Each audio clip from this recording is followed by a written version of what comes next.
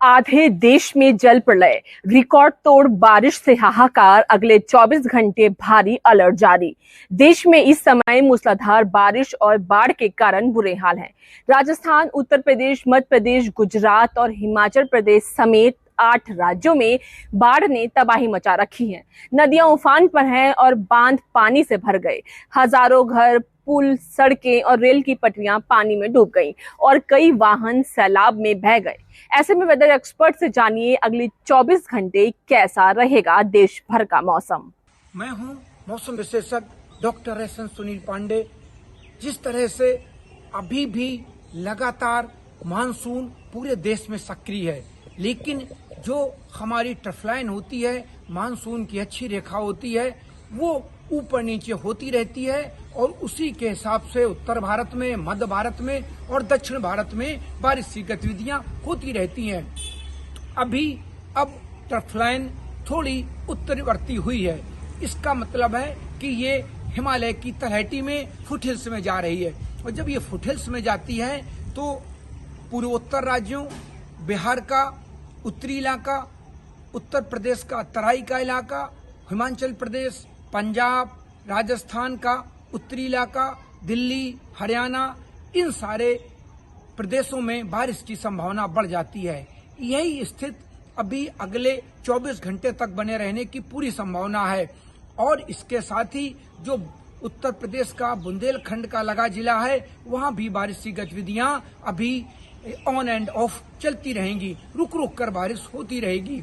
यही स्थिति, लेकिन कुछ इलाके ऐसे हैं, राजस्थान का जो पश्चिमी इलाका है, वहां बारिश की गतिविधियां बहुत कम हो जाएंगी।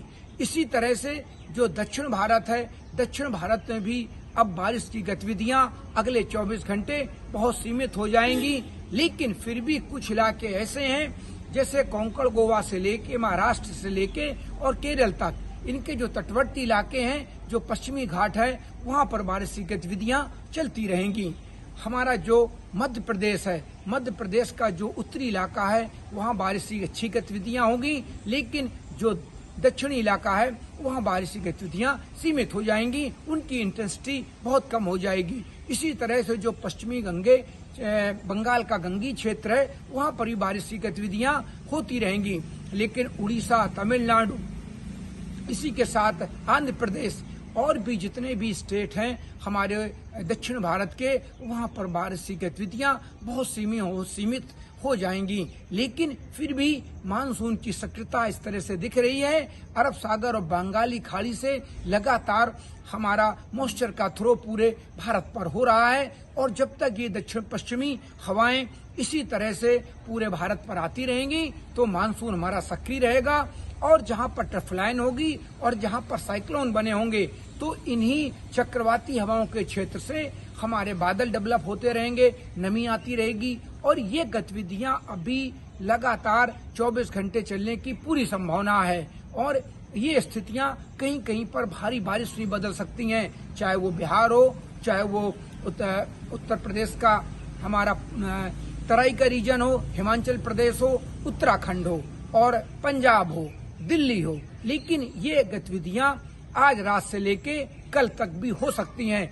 जिस तरह से आज भी बारिश उत्तर प्रदेश में सभी जगह ज्यादातर दर्ज की गई है, कहीं ज्यादा कहीं कम।